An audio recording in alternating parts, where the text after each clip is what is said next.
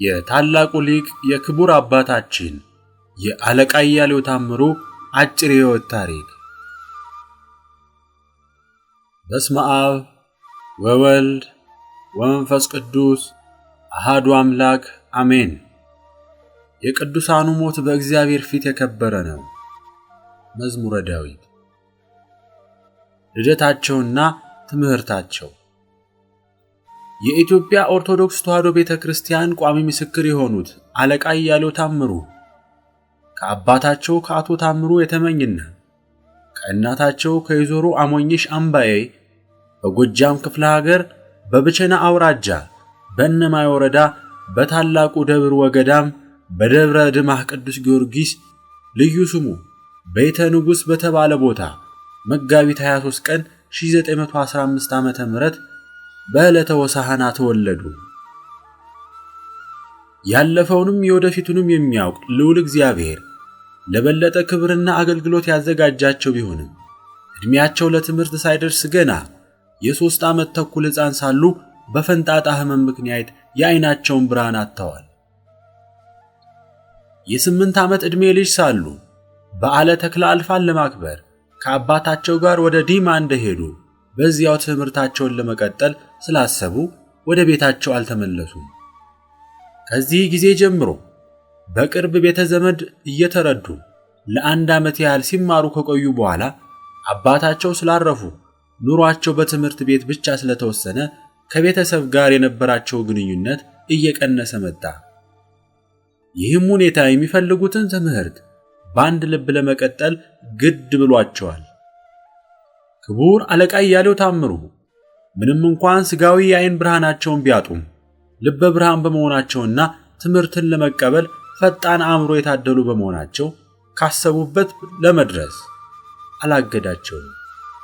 ክቡር አለቃ እያሌው ታምሩ ምንም እንኳን ስጋዊ የዓይን ብርሃናቸውን ቢያጡም ልበ ብርሃን በመሆናቸውና ትምህርትን ለመቀበል ፈጣን አእምሮ የታደሉ በመሆናቸው ካሰቡበት ለመድረስ አላገዳቸውም። በዚህ መሰረት በ15 ዓመት ዕድሜያቸው የቅኔ መምህር ለመሆን በቅተዋል። ስለ ዓይናቸው ብርሃንና ስለ ትምህርታቸው ምልጃ ዕርቅና ሰላም በተባለ መጽሐፋቸው በገጽ 4 ላይ እንዲህ ሲሉ ገልጸዋል። ይህ ሁሉ የተገኘው ገና በልጅነት ዕድሜዬ ነው። በቅዱስ ሐዋርያ ያዕቆብ እንደተነገረው የምመራበት የምኖርበት በወሰድከው በዓይኔ ፈንታ ዕውቀት ስጠኝ ብዬ የለመንኩት አምላኬ ለምኑ ይሰጣችኋል፣ ሹ ታገኛላችሁ፣ በር ምቱ ይከፈትላችኋል፣ ለሚወደኝ እኔ ራሴን እገልጥለታለሁ ሲል በሰጠው ተስፋና በለገሰኝ የአእምሮ ምጽዋት መሆኑን ስለምረዳ ነው ብለዋል። ታላቁ ሊቅ አለቃ እያሌው ታምሩ በተወለዱበት አካባቢ ባሳለፏቸው ዓመታት የቀሰሟቸው ዋና ዋና የቤተ ክርስቲያን ትምህርቶችና ያስተማሯቸው መምህራን እንደሚከተለው ተዘርዝረዋል። ከመሪጌታ ከበበው፣ ከመሪጌታ እውነቴ፣ ከመሪጌታ ክንፈና ከመሪጌታ አልማው ከተባሉ መምህራን ጸዋትወ ዜማን ከጣዕመ ዝማሬው ጋር፣ ከአለቃ ማርቆስ፣ ከመሪጌታ ወልደ ኪዳን፣ ከመሪጌታ ያሬድ ከተባሉት መምህራን የግዕዝን ቋንቋ ከጠቅላላ ሙያው ጋር፣ ከአባ አካሉ ከመምህር እጅጉ ከተባሉት መምህራን የሐዲሳትን ጣዕመ ትርጓሜ ከብሉያት 4ቱን ብሔረ ነገሥት ትርጓሜ ዳዊትን ከነቢያትና ከሰለሞን ጋር የውዳሴ ማርያምና የቅዳሴ ማርያም ትርጓሜ ተምረዋል። ከላይ የተጠቀሱት ዋና ዋናዎቹ ሲሆኑ ከዚህ ያልተጠቀሱትንም ሌሎች ትምህርቶች ሰንቀው ሰፊ አገልግሎት ወደሚሰጡበት ወደ አዲስ አበባ ከተማ በ1939 ዓመተ ምህረት አጎታቸውን ታላቁ ሊቅ ክቡር መልአከ ብርሃን አድማሱ ጀንበሬን ተከትለው መጡ።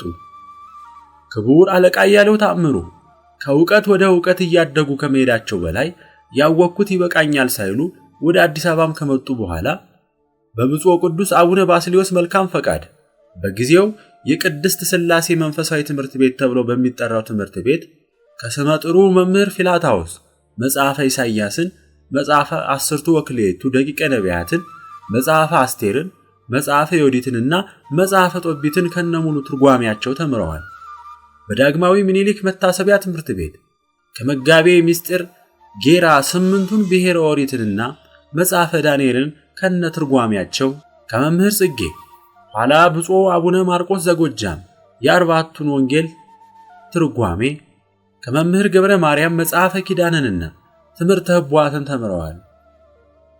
አባታችን አለቃ እያሌው ታምሩ የቅድስት ተዋሕዶ ሃይማኖታቸውን ዕውቀት ካደላደሉ በኋላ በኢትዮጵያ ኦርቶዶክስ ተዋሕዶ ቤተክርስቲያንና በሌሎች አብያተ ክርስቲያናት መካከል ያለውን ልዩነት ለማወቅ እንዲሁም ባለማወቅ የተሳሳቱትን ለመመለስ የእምነታቸውን መሰረትና የእንግሊዘኛ ቋንቋ እንዲሁም ለዓይነ ስውራን የተዘጋጀውን የብሬል ጽሑፍ ለመማር ወደ እንጦጦ ወንጌላዊት ሚስዮን ትምህርት ቤት ገቡ።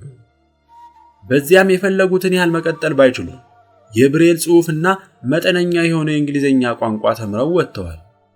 ክቡር አለቃ እያሌው ታምሩ ስለ ትምህርታቸው በአጠቃላይ የኢትዮጵያ እምነት በሦስቱ ሕግጋት በተባለው መጽሐፋቸው ላይ የገለጹትን እንጠቅሳለን። ትምህርቴ እንደ መምህራኖቼና እንደ ትምህርት ቤቶቹን ብዛት ሙሉ አይደለም፣ ዕውቀቴም አነስተኛ ነው።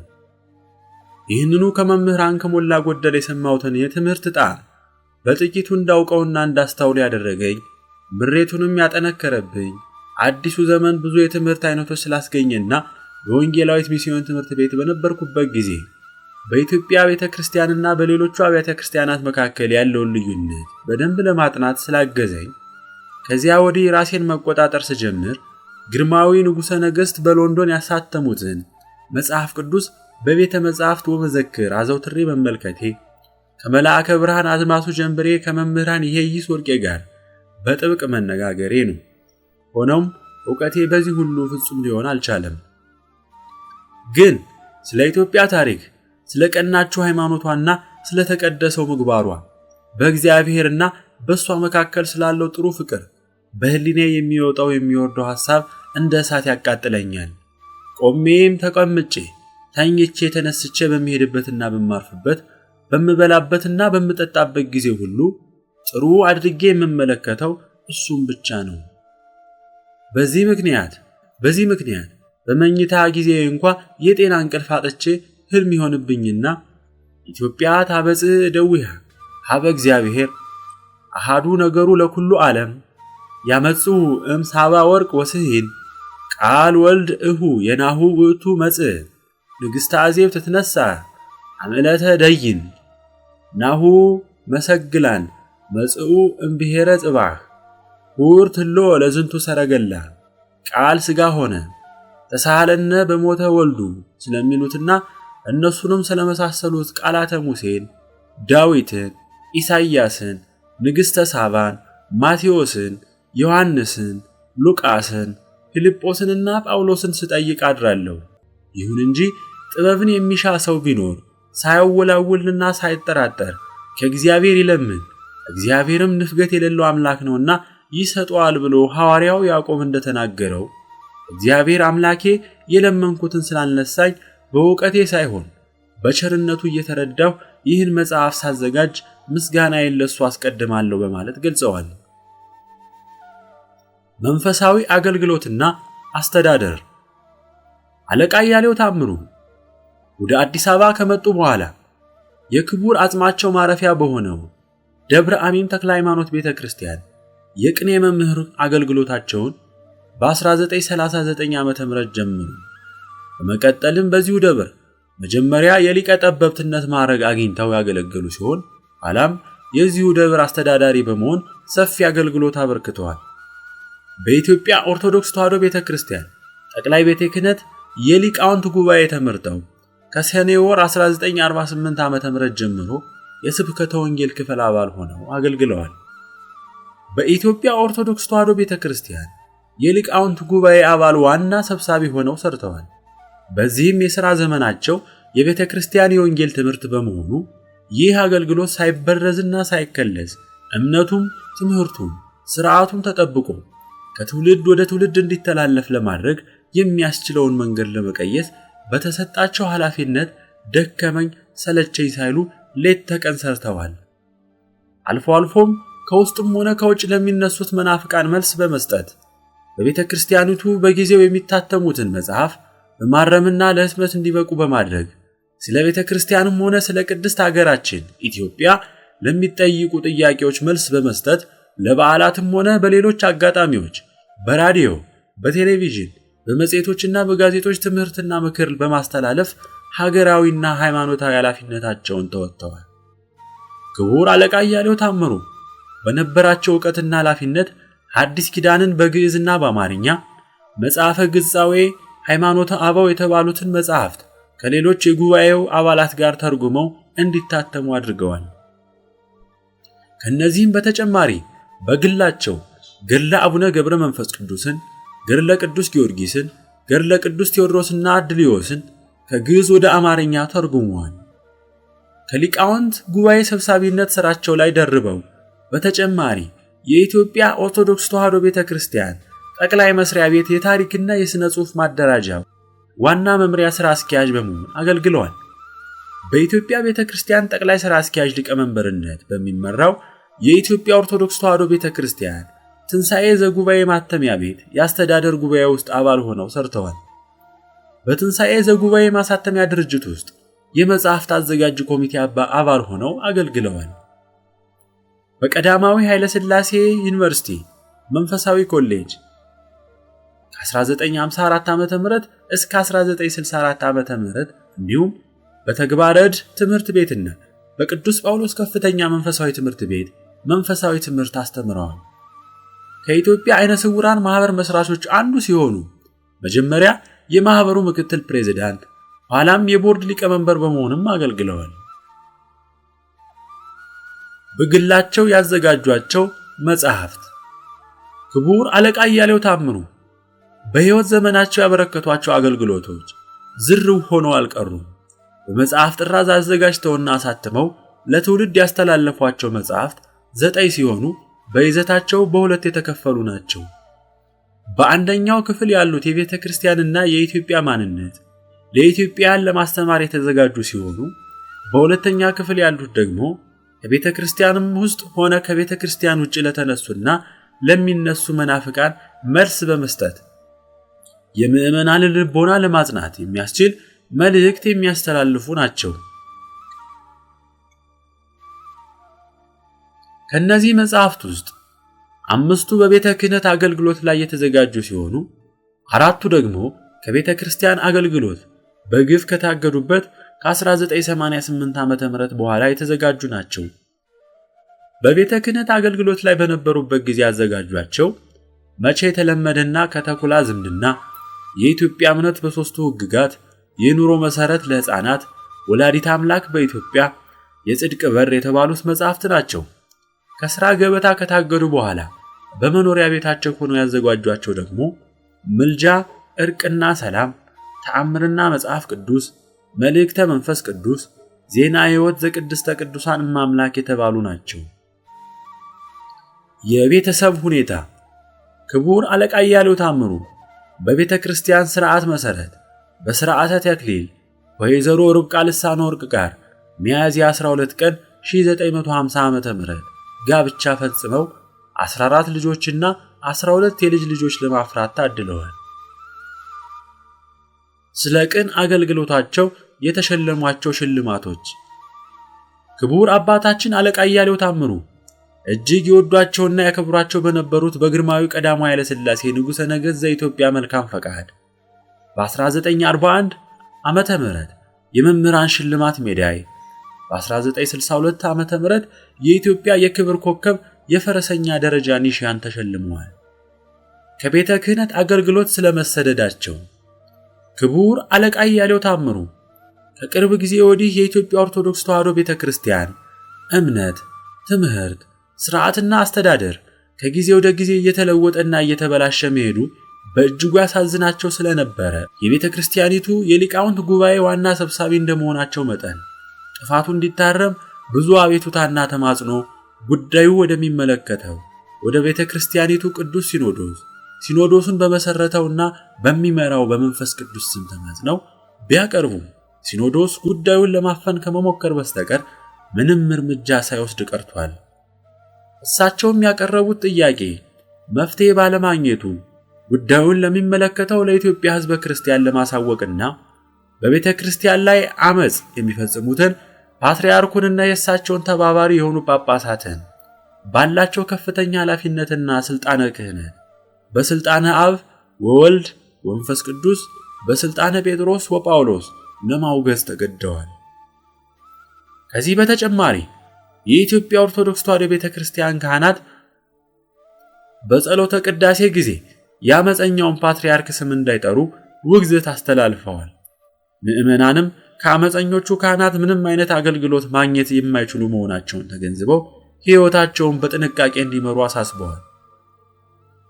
በዚህ ምክንያት ከ50 ዓመት በላይ ካገለገሉበት የቤተክርስቲያን አገልግሎት በሐሰት ክስና የእምነት ክህደት ቃላቸውን ባልሰጡበት ሁኔታ ያለምንም ጡረታ ከሥራ ገበታቸው ላይ በግፍ እንዲነሱ በመደረጉ ከሚያዝያ ወር 1988 ዓመተ ምህረት ጀምሮ እስከ ዕለተ ዕረፍታቸው በመኖሪያ ቤታቸው ተወስነው ኖረዋል። በእነዚህ ዓመታትም በየዕለቱ ለጸሎት ባዘጋጇት አነስተኛ ክፍል በመገኘት ወደ ልዑል እግዚአብሔር በመጸለይና በማልቀስ ይተጉ ነበር። ምዕመናንም በተኩላ እንዳይነጠቁ በተለያዩ ጋዜጦች ትምህርትና ማበረታቻ ሲሰጡ ኖረዋል። ከቤተ ክህነት በግፍ ተሰድጃለሁ በማለትም ስራቸውን አልዘነጉም። ከላይ ከጠቀስናቸው መጻሕፍት ውስጥ 4ቱን ያዘጋጁት በዚሁ ጊዜ ውስጥ ነበር። እንዲሁም መኖሪያ ቤታቸው ድረስ እየመጡ ለሚጠይቋቸው ሰዎች መልስና ምክር በመስጠት አገልግሎታቸውን ሳያቋርጡ ቤተክርስቲያን የጣለችባቸውን ኃላፊነት ሲወጡ ኖረዋል።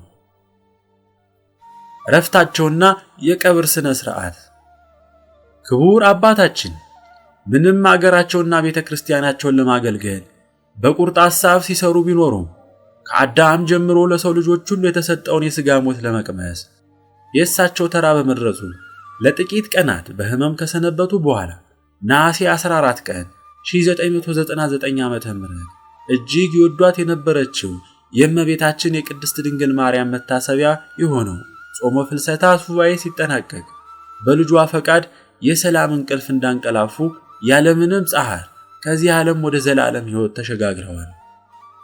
ከማረፋቸው 3 ቀናት በፊትም በተለየ የተመስጦ ራእይ ውስጥ ሆነው ብዙ ምስጢር ያላቸው ቃላት የተናገሩ ሲሆን ከነዚህ ውስጥም የኢትዮጵያ ኦርቶዶክስ ተዋሕዶ ቤተክርስቲያንን በመወከል ወደ ግብጽ ቤተክርስቲያን ሄደህ እንድታስተምር ተበየ ተጠርቻለሁና ልብሴን ስጡኝ፣ ከመንበረ ማርቆስ የወርቅ ሰዓትና የወርቅ ሰሃን ተሸለምኩ፣ የተሸለምኩትን የወርቅ ሰዓት ስጡኝ የሚሉ ይገኙባቸዋል።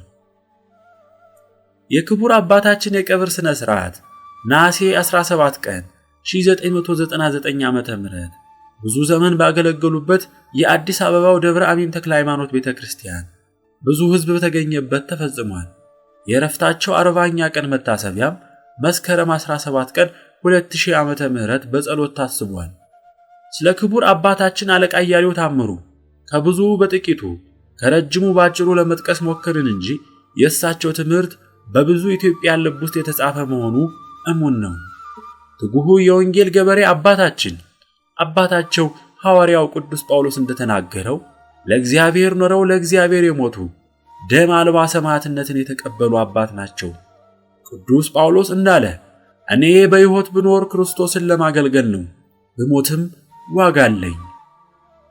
የአባታችን አለቃ እያሌው ታምሩ ወይም አቡነ ወልደ ጊዮርጊስ በረከታቸው ይደርብን።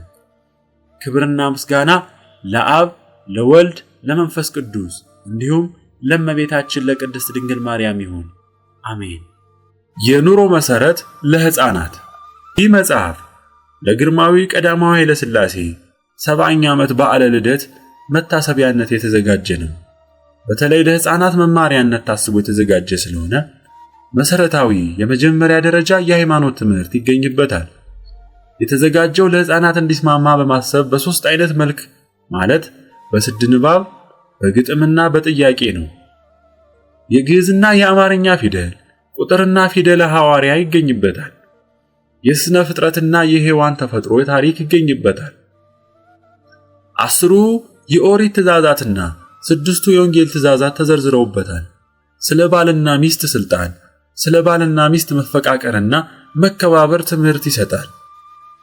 ስለ ወላጆችና ስለ ልጆች፣ ስለ ገዥና ተገዥ መብት የተሰጠው የእግዚአብሔር ቃል ይገኝበታል።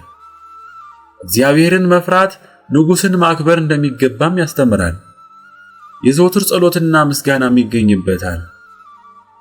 የኢትዮጵያ እምነት በ3ቱ ሕግጋት።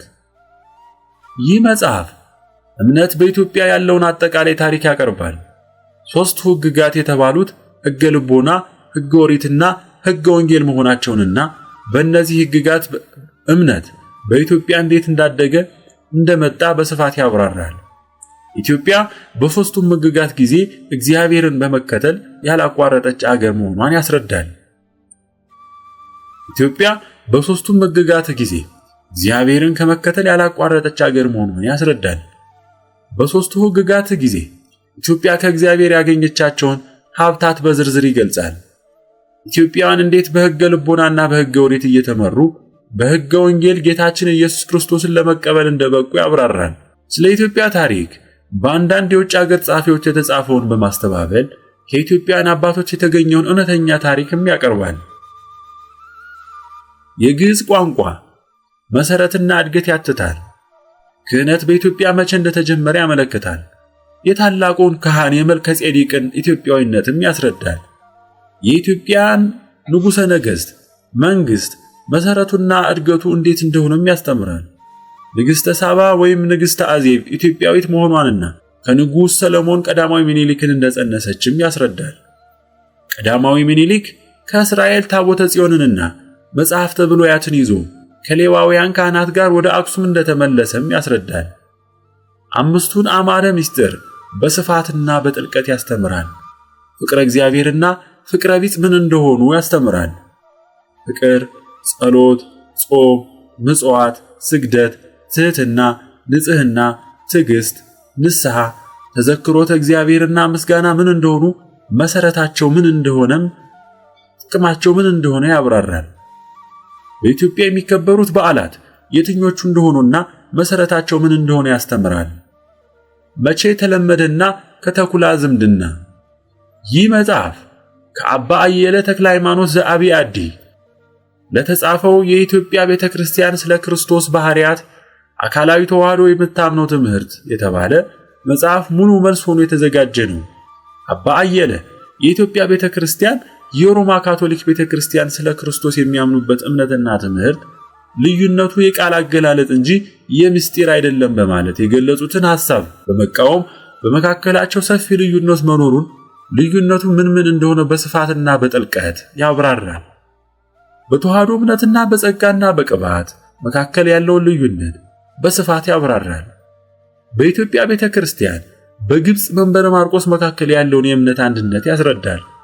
የኢትዮጵያ ቤተክርስቲያን የራሷን ተወላጆች ጵጵስና መሾም እስከጀመረችበት ጊዜ ድረስ ጳጳሳት ለምን ከግብጽ መንበረ ማርቆስ እየተሾሙ ይመጡላት እንደነበረም ያስረዳል።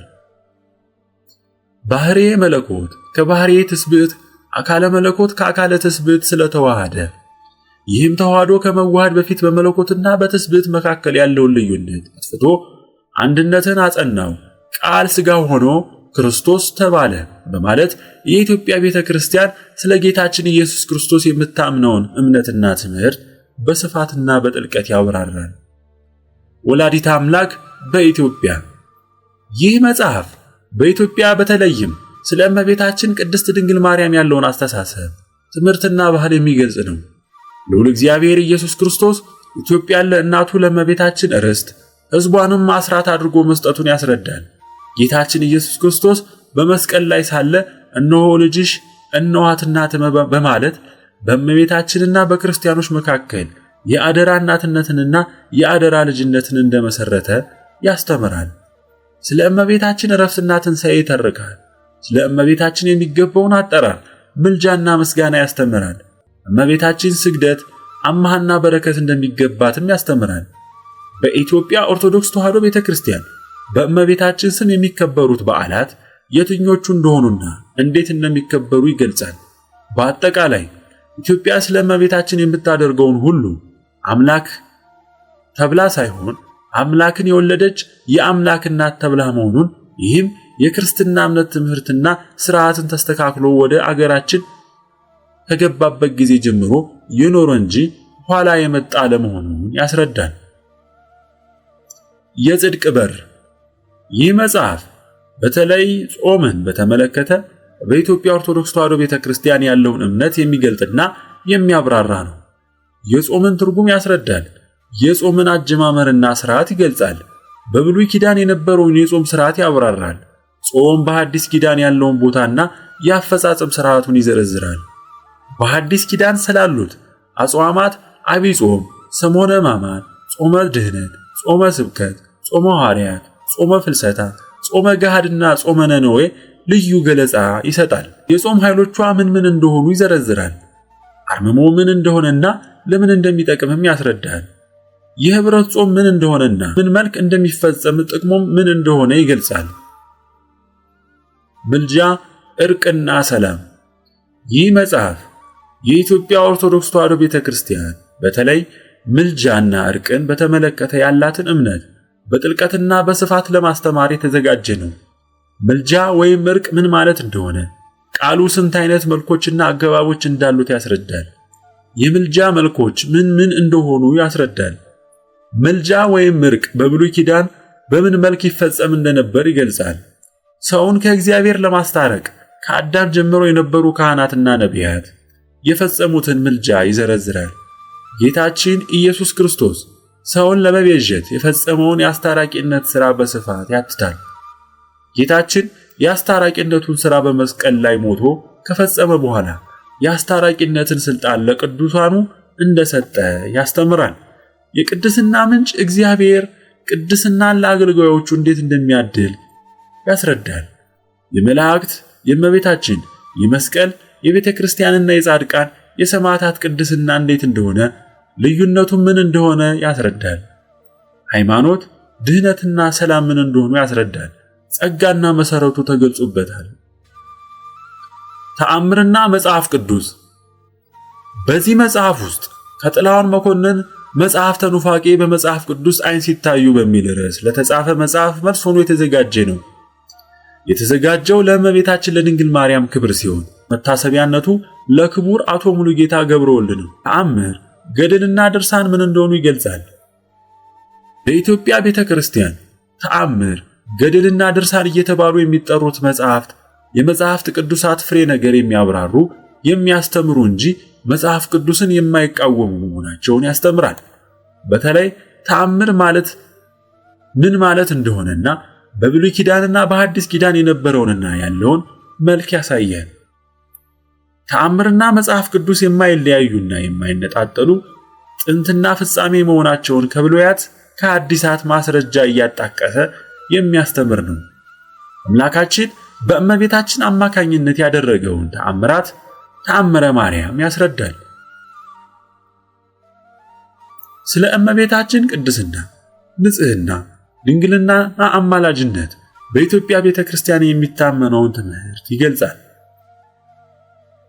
ስለ እመቤታችን በብሉይ ኪዳን የነበሩትን አምሳላትና ቃላተ ትንቢት የትኞቹ እንደነበሩ ፍጻሜያቸው ምን እንደሆነ ያስረዳል። መልእክተ መንፈስ ቅዱስ። ይህ መጽሐፍ የኢትዮጵያን ተስፋ የሚያበስርና በልዩ ልዩ የታሪክ መጽሐፍ የተገለጠውን ዜና የሚያመለክት ስዕል በመጽሐፍ ጀርባ ሽፋን ላይ ይገኛል። የኢትዮጵያ ቤተክርስቲያን በተለይ ስለ መንፈስ ቅዱስ የምታምነውንና እምነትና የምታስተምረውን ትምህርት ለመግለጥ የተዘጋጀ ነው። ስለ እግዚአብሔር መንፈስ ቅዱስ ስለ ልዩ ልዩ ሥራውን በመጽሐፍ ቅዱስ መሰረትነት ለማስተማር የተዘጋጀ ነው። መንፈስ የሚለው ቃል ያለውን ትርጉምና መልኮቹን ይገልጻል።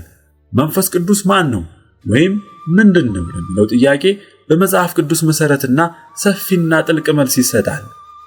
ጌታችን የሰውን ልጅ ለመቤዠት ያደረገውን የአስታራቂነት ሥራ በዝርዝር ያቀርባል። ጌታ ወደ መስቀልና ወደ ዕርገት ያደረገውን ጉዞ በስፋት ያስረዳል። ክርስትና ምን ማለት እንደሆነ ያስረዳል። ማዕተብ ምን እንደሆነ ያስረዳል። ስለ ክርስቶስ ቅዱስ ሥጋና ክቡር ደም እንዲሁም በኢትዮጵያ ቤተክርስቲያን ስላለው የቁርባን ሥርዓት ሰፊና ጥልቅ ገለጻ ያቀርባል። የቁርባን ሥርዓት ሰፊና ጥልቅ ገለጻ ያቀርባል። እግዚአብሔር በመንፈስ ቅዱስ እንዴት ለክርስቲያኖች ልዩ ልዩ ሀብቶችን እንደሚያድል ይገልጻል። መንፈስ ቅዱስ ክርስቲያኖችን እንዴት እንደሚጠራና ለመስዋዕትነት እንደሚያዘጋጃቸው፣ ስምሪታቸውን፣ ሰልፋቸው እንዴት እንደሆነ ያስረዳል። የክርስቶሳውያን መሳሪያቸው ምን እንደሆኑና ጥቅማቸው ምን እንደሆነም ይዘረዝራል። የክርስትና ሃይማኖት ጥልቀትና ርቀት በውስጡ ያሉትን ሀብቶች ምን እንደሆኑ ይገልጻል። ስለ ፍቅርና ስለ አንድነት ሰፊ ትምህርት ይሰጣል። በማጠቃለያው በዮሐንስ ራእይ ምዕራፍ 2 እና 3 ላይ ያሉትን መመሪያዎች በመተርጎም መንፈስ ቅዱስ ለቤተ ክርስቲያን ኃላፊዎች የሰጠውን መመሪያ ቃል ያብራራል። ዜና ሕይወት ዘቅድስተ ቅዱሳን እመአምላክ። ይህ መጽሐፍ የኢትዮጵያ ቤተ ክርስቲያን በተለይ ስለ እመቤታችን ቅድስት ድንግል ማርያም የምታምነውን እምነት በመግለጽ በተለይ በአሜሪካ ባሉ በአንዳንድ የኢትዮጵያ ኦርቶዶክስ ተዋሕዶ ቤተ ክርስቲያን ካህናት እመቤታችንን አስመልክተው ለተጻፉ አንዳንድ ጽሑፎች መልስ ሆኖ የተዘጋጀ ነው።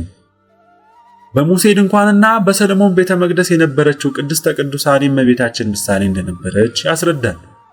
በእመቤታችን ጸሎት ውስጥ ያሉትን ቃላት በስፋት ማብራራት ስለ እመቤታችን ቅድስናና ክብር ያስተምራል። በመጽሐፈ ቀሌምንጦስና በመጽሐፈ ኩፋሌ ያሉትን ስለ እመቤታችን የተነገሩ ትንቢቶች ያብራራል። በውዳሴ ማርያም፣ በቅዳሴ ማርያም፣ በቅዱስ ያሬድ ድርሰቶችና በሌሎችም መጽሐፍተ ሊቃውንት እመቤታችንን አስመልክቶ የተሰጠውን ትምህርት ያብራራል።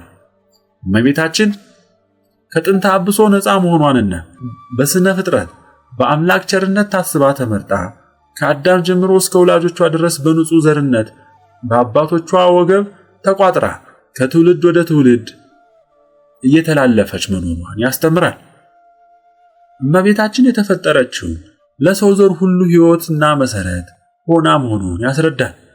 እመቤታችን በ64 ዓመት ዕድሜዋ ጥር 21 ቀን ለሰው ልጆች በተሰራው ሥርዓት ሞትን መቀበሏን፣ ልጇ ነፍሷን ከሥጋዋ ለይቶ መቀበሉን፣ ሐዋርያት ሥጋዋን እንደ ሥርዓቱ በጌቴሴማን መቃብር ማሳረፋቸው፣ ግን መላእክት ሥጋዋን ከዚህ አንስተው በገነት ከዕፀ ሕይወት ስር ማሳረፋቸውን፣ መጨረሻም ባረፈች ቀን ጌታ በዕፀ ሕይወት ስር ከነበረው መቃብር አስነስቶ ወደ መንግሥተ ሰማያት እንዳሳረጋት ያስረዳል። እመቤታችን አምላክን በድንግልና ጸንሳ በድንግልና መውለዷ ከዚያም በኋላ የተመረጠችበትን ክብር አግኝታ የአምላክ እናት ሆና ከፍጥረት ሁሉ በላይ በሆነ የክብር የቅድስና የልዕልና ማዕረግ እስከ ዕለተ ምጽአት የምትመሰገን መሆኗን በመንግሥተ ሰማያትም ምስጋና የማይቋረጥባት መሆኗን በቅዱሳት መጻሕፍት መሠረት ያስተምራል። ወስብሐት ለእግዚአብሔር ወለወላዲቱ ድንግል ወለመስቀሉ ክቡር አሜን።